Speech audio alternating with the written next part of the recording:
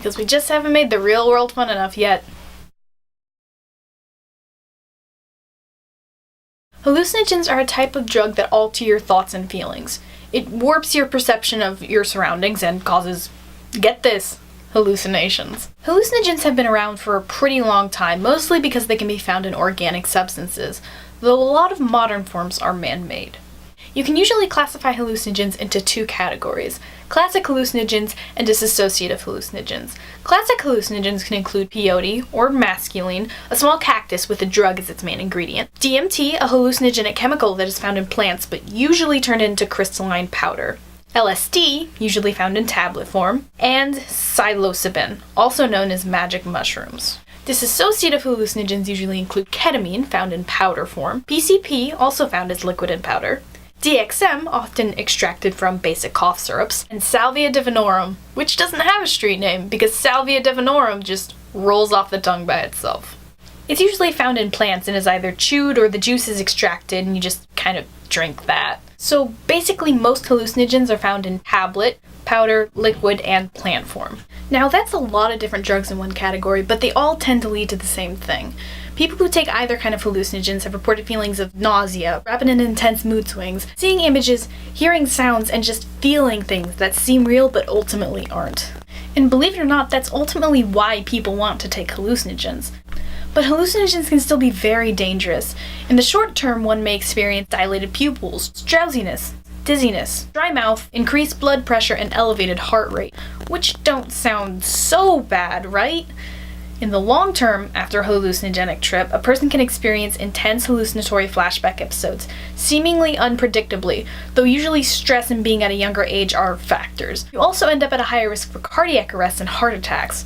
Tremors, and even seizures may be in your future. In some severe cases, people have gone into comas. But on the bright side of things, hallucinogens can be used for good. As it turns out, modern-day scientists have been looking into the possibilities of hallucinatory drugs being used as medicine.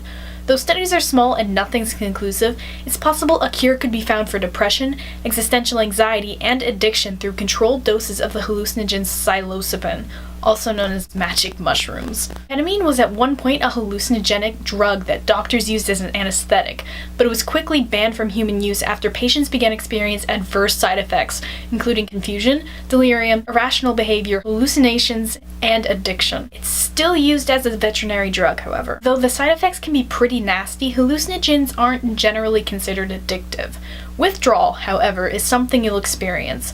Flashbacks seem to be the most common symptom, and they can last for years. So if you have a bad trip, good luck forgetting it. In a study done of people 12 years and older in 2015, it was reported that 15.3% had come into contact with a hallucinogenic drug within their lifetime. Of people ages 18 to 25, 18.6% had had some experience with a hallucinogen, and of 26 years and older, 16.2% was reported, and of that 16.2%, 10.7% reported the hallucinogen used was LSD. That's a lot of LSD!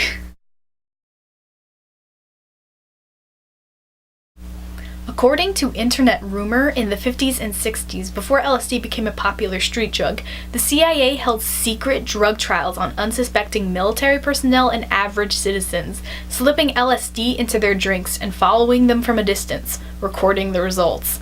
Apparently, this was because of believed similar drug trials in communist countries Russia, China, and North Korea. This little piece of weird is called MK Ultra. There is, however, a whole lot of debate over whether or not MK Ultra is a hoax, so take all of that information with a grain of salt. And here is your master list for all of the sources that I gathered together to get my information on this project, in case you wanted to check to make sure I didn't just make up fake stuff about LSD and hallucinogens and stuff. So, yay, there it is. Have fun with it. I'm out.